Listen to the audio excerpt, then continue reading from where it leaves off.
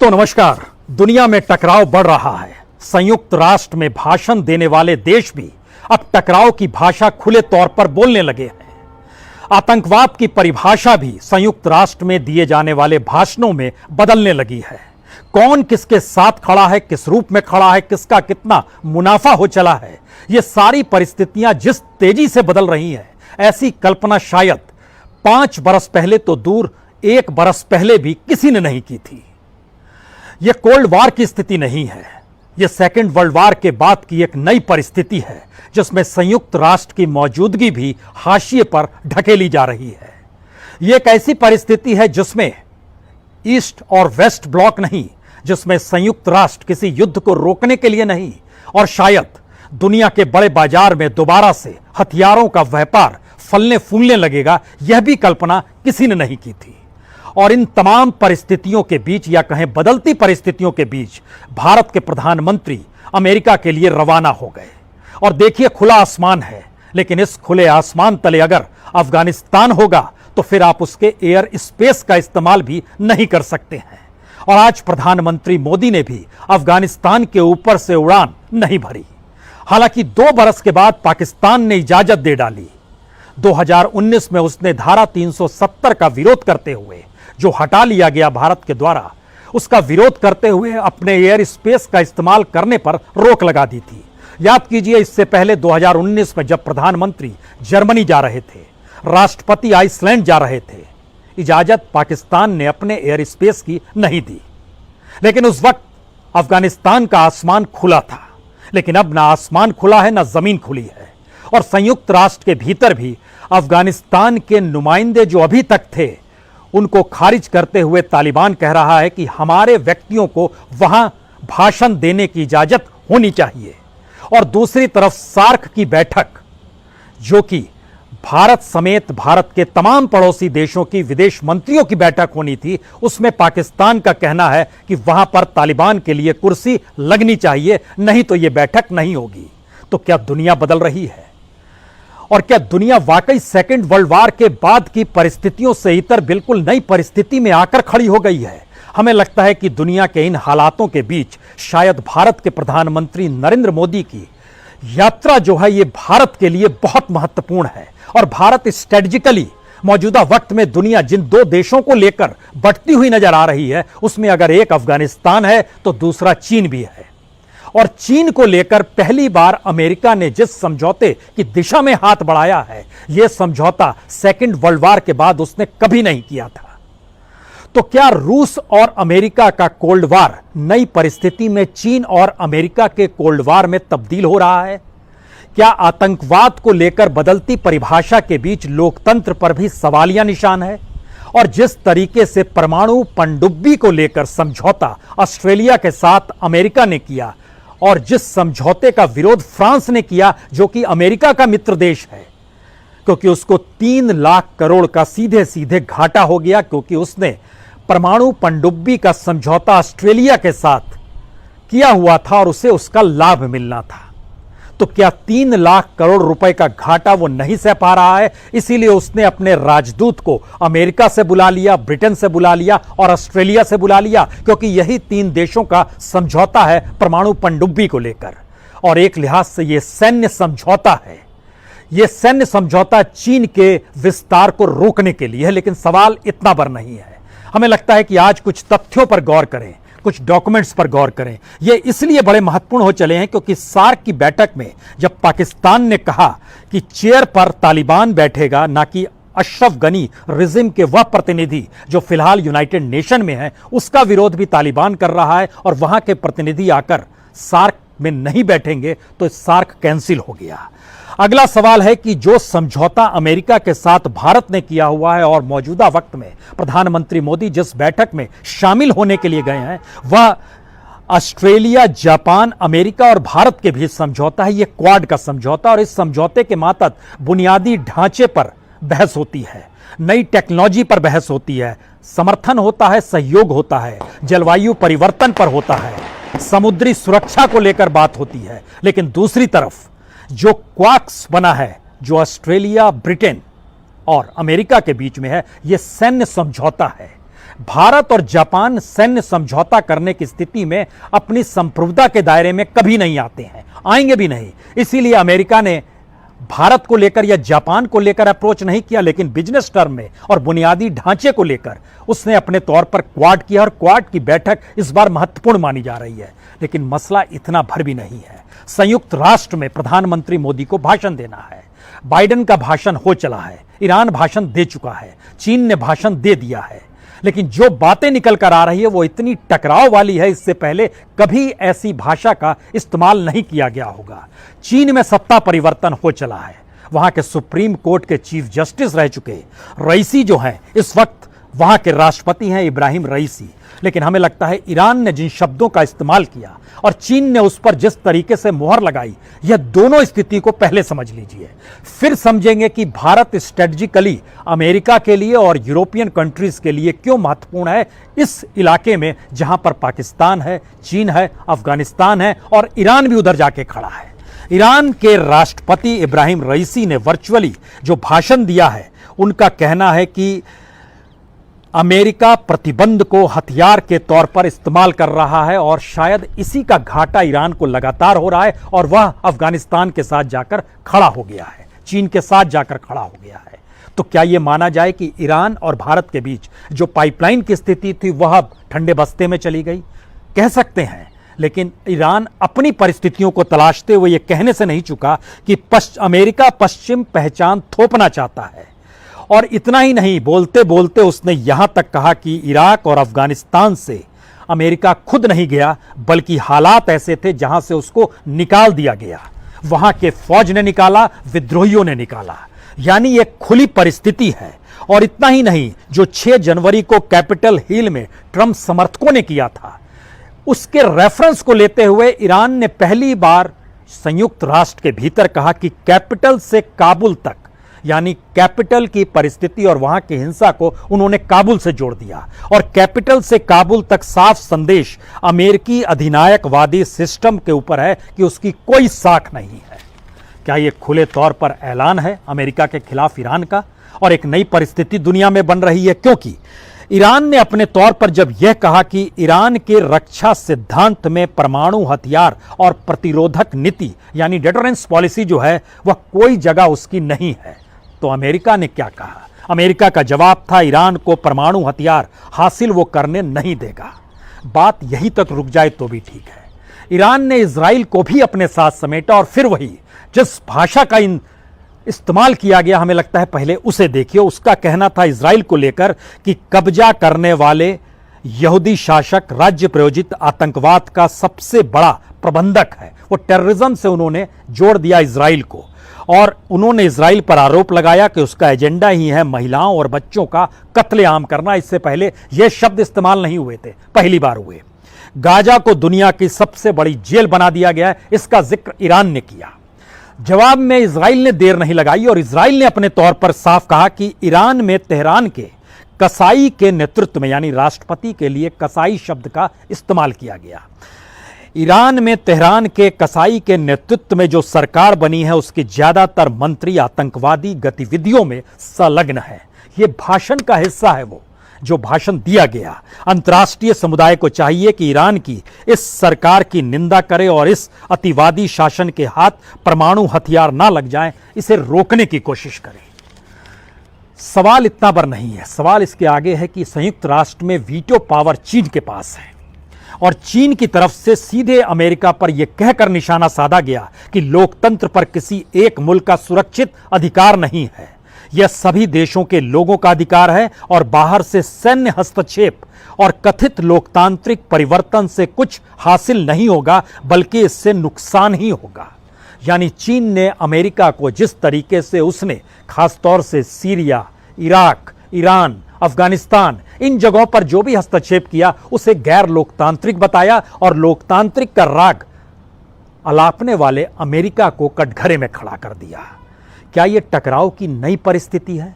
और भारत इन परिस्थितियों में अब जब भाषण 25 तारीख को भारत के प्रधानमंत्री का होगा तो वह किस दिशा में जाएगा, कैसा होगा, जब संयुक्त राष्ट्र की धज्जियां, संयुक्त राष्ट्र की भाषणों के भीतर ही हो रही है और वो तमाम देश दे रहे हैं जिन्होंने मिलकर बनाया था संयुक्त राष्ट्र। तो क्या ये मौजूदा वक्त इतना आसान है? हमें लगता है कि अब इसकी असल परिस्थिति समझिए कि एक तरफ अगर अफगानिस्तान है तो उसके साथ खड़े देश चीन है, पाकिस्तान है, ईरान है, तुर्की भी आकर खड़ा हो गया क्योंकि वो बार बार कश्मीर का जिक्र करता है, इस बार भी उसने किया। अमेरिका ने ऑस्ट्रेलिया से हाथ मिलाया है। इंडिया उसके लिए स्ट्रेटेजिक पार्टनर के तौर पर कितना नजदीक जा पाएगा, क्योंकि कहीं ना कहीं भारत को लेकर और ट्रंप के साथ प्रधानमंत्री मोदी की नजदीकी को लेकर कुछ सवाल बाइडेन के जहन में है। कश्मीर पॉलिसी को लेकर वहां की वाइस प्रेसिडेंट हैरिस ने जो पूरा का पूरा ड्राफ्ट किया था पेपर, उसमें भी कई सवाल थे। ये सारे सवाल हैं, लेकिन सवाल है अब नई परिस्थिति में चीन जिस तरीके से अपने विस्तार को चाहता है और उसको रोकने के लिए अमेरिका परमाणु पनडुब्बी भी बनाने की परिस्थिति में ऑस्ट्रेलिया के साथ खड़ा हो गया। यानी परमाणु को लेकर डील कभी भी सेकेंड वर्ल्ड वॉर के बाद अमेरिका ने कभी नहीं की। शायद इसीलिए यह दौर जो है ये बहुत महत्वपूर्ण दौर भारत के लिए है, क्योंकि जो ऑक्स समझौता किया गया है उसमें ऑस्ट्रेलिया को न्यूक्लियर पनडुब्बी की तकनीक मिल जाएगी और पैसिफिक क्षेत्र में जो चीन अपना विस्तार कर रहा है उसका मुकाबला करने के लिए वहां पर कहीं ना कहीं ऑस्ट्रेलिया की मौजूदगी होगी, जिसकी समुद्री सीमा जो है चीन की सीमा से मिलती है। वहां जापान भी परेशान है, तो जापान के साथ क्वाड की जो समझौता है उसके साथ अमेरिका उसके साथ खड़ा होना चाहता है।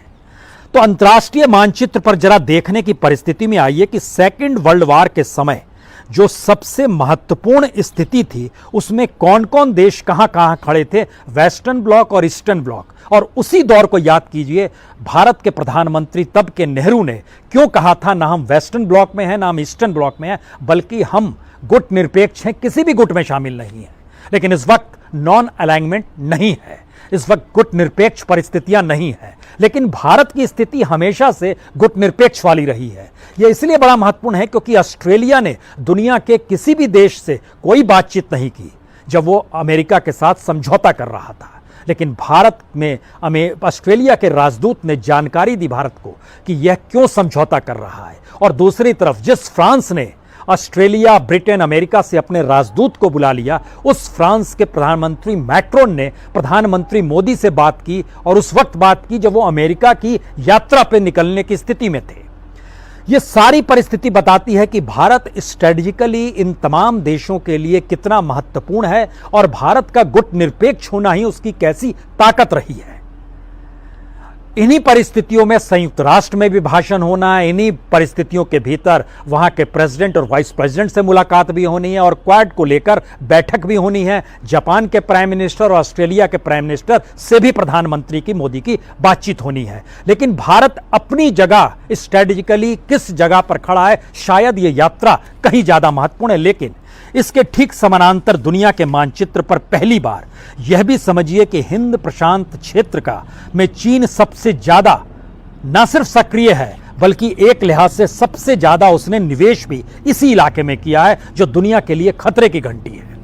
क्योंकि डॉक्यूमेंट्स बहुत साफ बताते हैं कि पश्चिमी राष्ट्र इसलिए चिंतित हैं क्योंकि इस इलाके में चीन नए द्वीप को डेवलप कर रहा है और ऑक्स समझौते से जब फ्रांस नाराज हो गया, जो कि मित्र देश अमेरिका के तौर पर आता है, और उसको सिर्फ 3 लाख करोड़ का घाटा हुआ, तो अगला सवाल ये आया, क्या ये नई परिस्थितियां दुनिया में हथियारों को लेकर, उसकी खरीद फरोख्त को लेकर एक नई प्रतिस्पर्धा पैदा कर देगी? क्योंकि साउथ चाइना सी में लगभग 250 छोटे बड़े द्वीप को मिलाकर एक इलाका भी चीन ने डेवलप किया है और दक्षिणी चीन सागर का ये जो पूरा इलाका है ये दरअसल हिंद महासागर और प्रशांत महासागर के बीच में आता है और इनके साथ जो सटे हुए देश हैं उसमें चीन है, ताइवान है, मलेशिया है, वियतनाम है, इंडोनेशिया है, ब्रुनई है, फिलीपींस है, इससे घिरा हुआ ये पूरा इलाका है। और ऑस्ट्रेलिया की चिंता ये है कि दरअसल पश्चिमी प्रशांत क्षेत्र में चीन की जो समुद्री सीमा लगती है ऑस्ट्रेलिया से, वहां पर भी वो विस्तार कर रहा है। इसीलिए परमाणु पनडुब्बी का समझौता अमेरिका ने ऑस्ट्रेलिया को हथियारों के जरिए पावरफुल बनाने की स्थिति में लाने के लिए किया। लेकिन एक दूसरा सवाल फिर यहीं से शुरू होता है, क्या वाकई हथियारों की होड़ शुरू होने वाली है? हमने एक डाटा निकाला। ये डाटा इसलिए बड़ा महत्वपूर्ण है क्योंकि मौजूदा वक्त में जो टकराव है उसको लेकर Stockholm International Peace Research Institute यानी सिप्री का जो डाटा है वो ठीक कोविड के पहले का है। वो बताता है कि दुनिया भर में जो एक बरस के अंदर में जो हथियार बेचे खरीदे जाते हैं वह तकरीबन 26,60,000 करोड़ के हैं, 361 बिलियन डॉलर। और उसमें सबसे ज्यादा हथियार जो बेचती है कंपनी वह अमेरिका की कंपनी है। इस 26 लाख में से लगभग 12 लाख करोड़ रुपया अमेरिका की सिर्फ 5 कंपनियां हैं जो बेचती है, यानी 166 बिलियन डॉलर। लॉकहीड मार्टिन उसकी कंपनी है, बोइंग कंपनी है, नॉर्थरोप ग्रुमहोन कंपनी है, रैथिथियोन कंपनी है, जनरल डायनेमिक्स कंपनी है, और इसके अलावा कुल 7 कंपनी और है, यानी 12 कंपनियों की जो पूरी लिस्ट निकालिएगा तो दुनिया भर में जो 26.5 लाख करोड़ के हथियार बिकते हैं उसमें अमेरिका सिर्फ 16 लाख करोड़ के हथियार बेचता है। ऐसा नहीं है कि दुनिया के बाकी देश नहीं बेचते हैं। रिपोर्ट बतलाती है कि यूएई लगभग 34,000 करोड़ रुपए के हथियार बेचता है एक साल में। चाइना जो है यह बहुत तेजी से आगे बढ़ रहा है और तकरीबन 4.25-4.5 लाख करोड़ रुपए के लगभग यह हथियार बेचने लगा है एक साल में। रशिया की कंपनी जो है, कुछ कंपनी, 2 कंपनी खासतौर पर है, लेकिन यह 1 लाख करोड़ रुपए का हथियार बेचते हैं। वेस्ट यूरोपियन की 6 कंपनियां हैं जो तकरीबन 5 लाख करोड़ का हथियार बेचती है। और इस परिस्थिति में जो फ्रांस जो 3 लाख करोड़ का सौदा जो रद्द हो गया, जिसमें समझौता अमेरिका के साथ ऑस्ट्रेलिया ने कर लिया, और दुखी है और इस लेवल पे दुखी है कि वो अपने राजदूतों को भी बुला रहा है। भारत ने जो राफेल उससे खरीदा, उससे वहां की डसाल्ट कंपनी है उसमें लगभग 105% के बिजनेस का इजाफा हो गया। अब बड़ा सवाल यह है, इन परिस्थिति में जरा स्थिति को समझिए। यह पहला मौका है जब इसके दायरे में खेल भी आ गया है। इससे पहले अफगानिस्तान में जब रूसी सेना गई थी तो याद कीजिए 1980 में ओलंपिक का बहिष्कार अमेरिका ने किया था और उसके साथ कई देशों का मतलब लगभग 60 से ज्यादा देशों ने किया था। 1984 में अमेरिका में जब ओलंपिक था तो रशिया ने उसका बहिष्कार किया था, उसके साथ कम देशों की तादाद थी लेकिन उसने भी बहिष्कार किया था। इस बार क्या हुआ है? इस बार बड़ा महत्वपूर्ण इसलिए है क्योंकि चाइना चाहता है बिजनेस रूप में वह दुनिया पे रूल करे और इसीलिए उसने रिकैप भी बनाया, लेकिन अब उसने अर्जी दे दी है CPTPP। यह दरअसल Comprehensive and Progressive Agreement and Trans Pacific Partnership होती है, जिसको अमेरिका ने ही ओरिजिनली क्रिएट किया था TPP के नाम से, ट्रांस पैसिफिक पार्टनरशिप। लेकिन ट्रंप के दौर में अमेरिका इससे बाहर हो गया तो चाइना ने पहली बार अर्जी दी कि दरअसल हम इसमें शामिल होना चाहते हैं। और उसकी जो एडमिनिस्ट्रेटिव वर्क है इस समय न्यूजीलैंड देख रहा है। न्यूजीलैंड के सामने यह सवाल है कि दरअसल वह किस रूप में चाइना को स्पेस दे या ना दे। इसलिए ध्यान दीजिए, जो अफगानिस्तान को लेकर स्ट्रेटजी बन रही थी उस दायरे में न्यूजीलैंड की क्रिकेट टीम ने उसी दिन अपनी टीम को सुरक्षा कारणों से पाकिस्तान से वापस बुला लिया, जिस दिन चाइना ने अर्जी दी कि हमको भी इसमें शामिल कर लिया जाए Comprehensive and Progressive Agreement and Trans Pacific Partnership में। न्यूजीलैंड ने पाकिस्तान का दौरा रद्द कर दिया तो ब्रिटेन ने भी दौरा रद्द कर दिया, यानी खेल भी पहली बार इस दायरे में आ गया। यानी सवाल है कि जब आप सेकेंड वर्ल्ड वार के बाद के पन्नों को टटोलेंगे तो सिर्फ कोल्ड वार का सवाल नहीं है।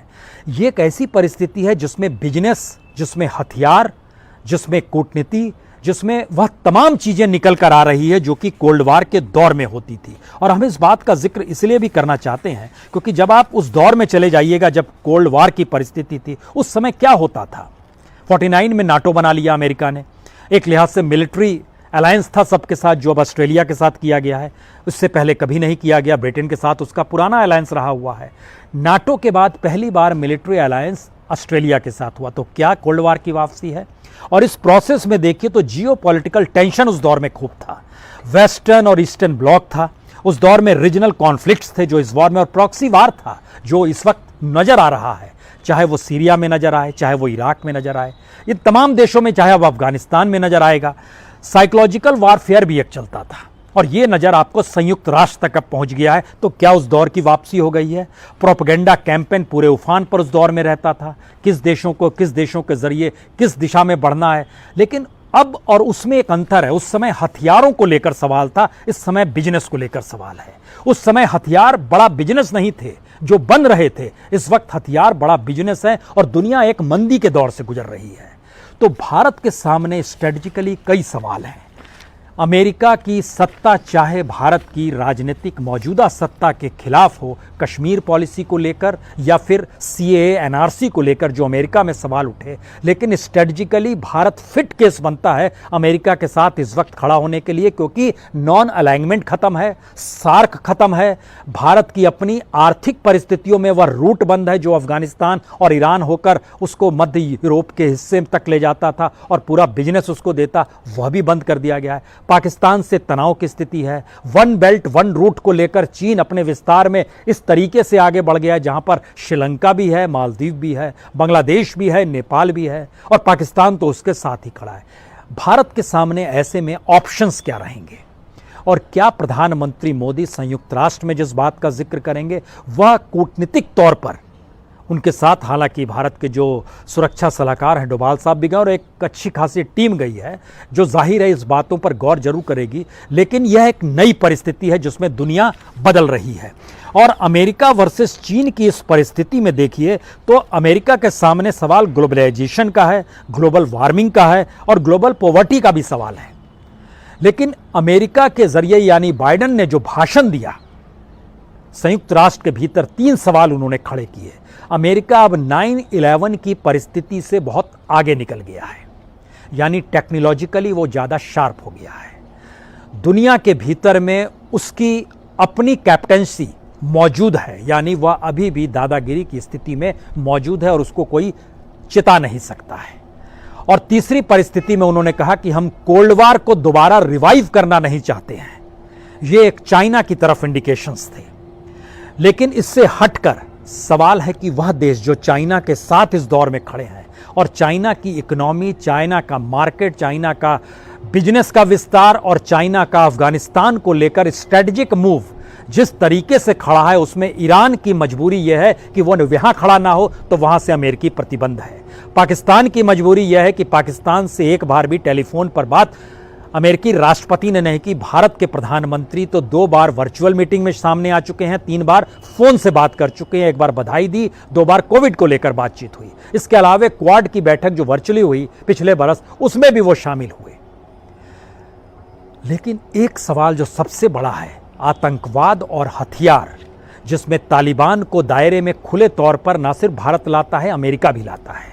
पाकिस्तान उस जमीन को पॉवर्टी के खिलाफ लड़ाई और संघर्ष की परिस्थिति को मानता है और चीन उसको मदद कर रहा है, यानी पैसे का मदद है, जमीन का मदद है, और एक को वीटो पावर है यूनाइटेड नेशन के भीतर में और एक उसके पीछे खड़ा है। इस प्रोसेस में अमेरिका की जो पॉलिसी है, भारत उस पॉलिसी के साथ पूरी तरीके से कैसे खड़ा होगा, क्योंकि वह ईरान को लेकर जो पॉलिसी है, जो रशिया को लेकर उसकी पॉलिसी है, जो यूक्रेन को लेकर उसकी पॉलिसी है, इस पॉलिसी में भारत अमेरिका के साथ उसके ना तो मिलिट्री अलायंस कर सकता है, ना ही उसके मित्र देशों में शामिल हो सकता है, बल्कि एक स्ट्रेटेजिक पार्टनर के तौर पर खड़ा हो सकता है। और यहीं से भारत क्या इस यात्रा में वह लाभ उठा पाएगा जो भारत की इकोनॉमी को पटरी पर ला सके, क्योंकि भारत के भीतर में यह तमाम सवाल हैं कि भारत की इकोनॉमी पॉलिसी कहीं फेल तो नहीं हो गई, भारत की फॉरेन पॉलिसी अफगानिस्तान के मुद्दे पर कोलैप्स तो नजर नहीं आई, भारत की डिफेंस पॉलिसी जिसमें 100% एफडीआई खोल दिया गया है, विदेशों से हम खरीद तो रहे हैं लेकिन यहां पर विदेशों की टेक्नोलॉजी जो लाने की बात थी वो नहीं ला पा रहे हैं।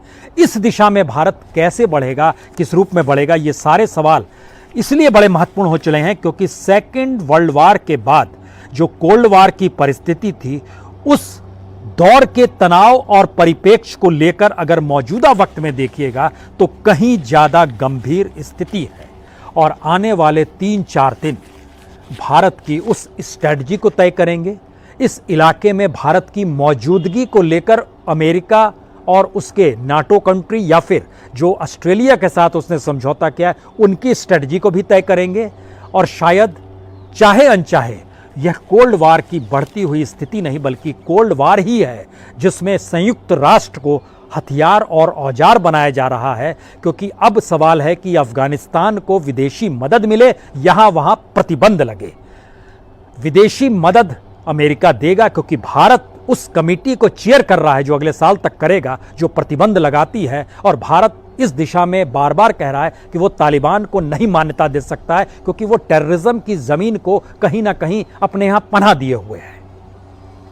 सवाल यही है, यह यात्रा 3-4 दिनों की मुलाकातों का दौर भारत के लिए भी महत्वपूर्ण है और शायद पूरी दुनिया के लिए भी महत्वपूर्ण है। तो हम इंतजार करते हैं और देखते हैं वहां से क्या निकलता है। लेकिन यह समझने की कोशिश की जाए कि एयर स्पेस भी अगर अफगानिस्तान का इस्तेमाल ना हो सकता हो, और एक वक्त पाकिस्तान ने भी अपना एयर स्पेस इसलिए बंद कर दिया कि भारत ने अपने ही देश के भीतर में एक राज्य में एक नियम लाया और 370 को वापस लिया और उससे पाकिस्तान ने दखल देने के अंदाज में पहल की, तो इसका मतलब है यह कोल्ड वार से आगे की परिस्थिति है, या फिर उसके उग्र और तीखे प्रतिक्रिया के तौर पर दुनिया अपने आप को अलग अलग हिस्से में बांट रही है और एक दूसरे के साथ खड़ा कर रही है।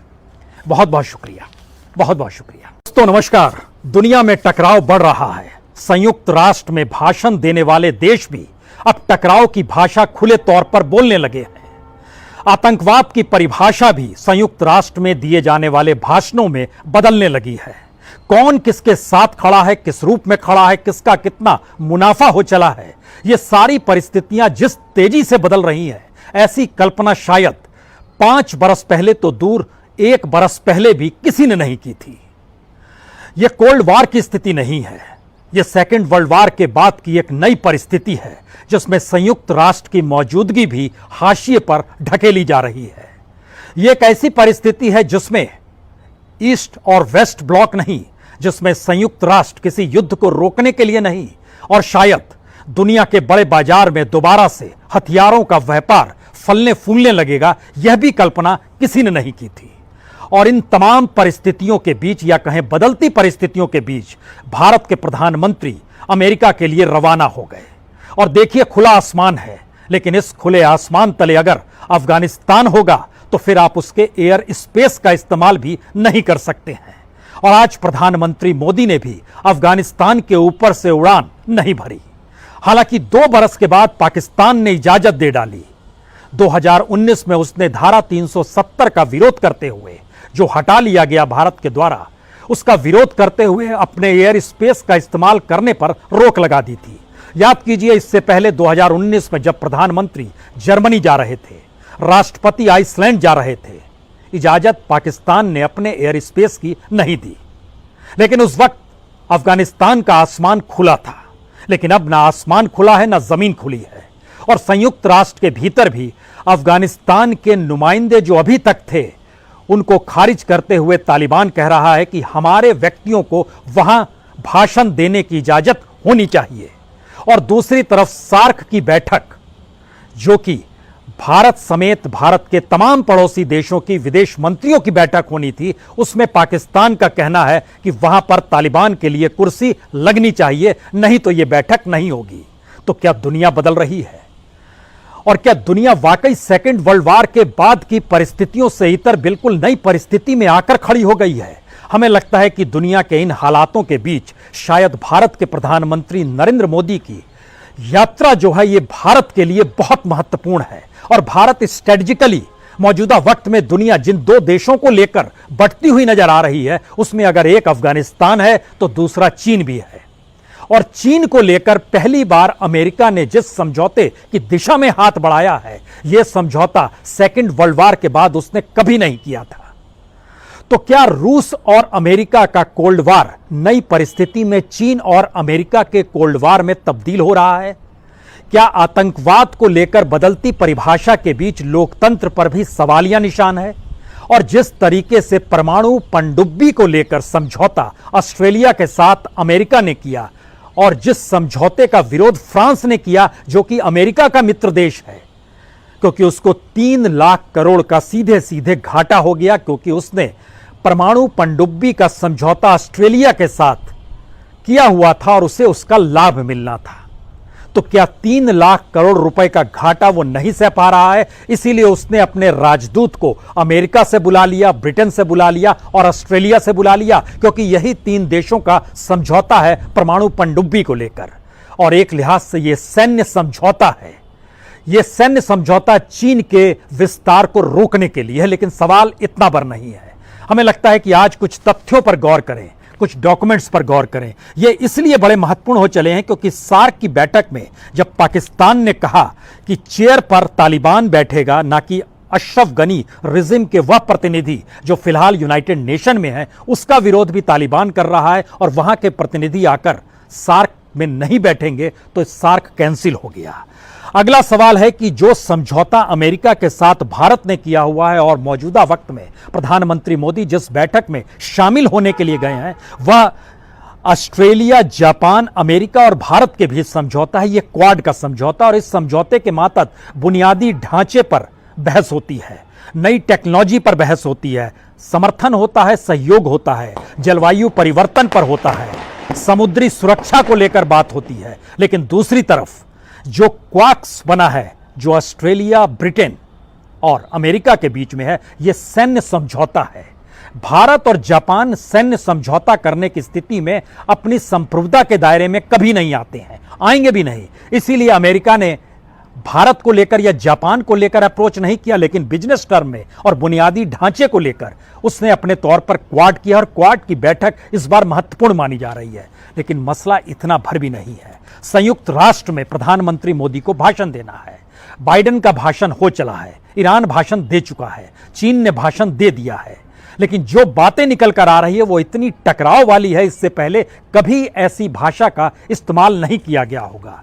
चीन में सत्ता परिवर्तन हो चला है, वहां के सुप्रीम कोर्ट के चीफ जस्टिस रह चुके रईसी जो हैं, इस वक्त वहां के राष्ट्रपति हैं इब्राहिम रईसी। लेकिन हमें लगता है ईरान ने जिन शब्दों का इस्तेमाल किया और चीन ने उस पर जिस तरीके से मुहर लगाई, यह दोनों स्थिति को पहले समझ लीजिए, फिर समझेंगे कि भारत स्ट्रेटजिकली अमेरिका के लिए और यूरोपियन कंट्रीज के लिए क्यों महत्वपूर्ण है इस इलाके में, जहां पर पाकिस्तान है, चीन है, अफगानिस्तान है और ईरान भी उधर जाके खड़ा है। ईरान के राष्ट्रपति इब्राहिम रईसी ने वर्चुअली जो भाषण दिया है, उनका कहना है कि अमेरिका प्रतिबंध को हथियार के तौर पर इस्तेमाल कर रहा है और शायद इसी का घाटा ईरान को लगातार हो रहा है, और वह अफगानिस्तान के साथ जाकर खड़ा हो गया है, चीन के साथ जाकर खड़ा हो गया है। तो क्या यह माना जाए कि ईरान और भारत के बीच जो पाइपलाइन की स्थिति थी वह अब ठंडे बस्ते में चली गई? कह सकते हैं, लेकिन ईरान अपनी परिस्थितियों को तलाशते हुए यह कहने से नहीं चुका कि अमेरिका पश्चिम पहचान थोपना चाहता है। और इतना ही नहीं, बोलते बोलते उसने यहां तक कहा कि इराक और अफगानिस्तान से अमेरिका खुद नहीं गया, बल्कि हालात ऐसे थे जहां से उसको निकाल दिया गया। वहां के फौज ने निकाला, विद्रोहियों ने निकाला, यानी एक खुली परिस्थिति है।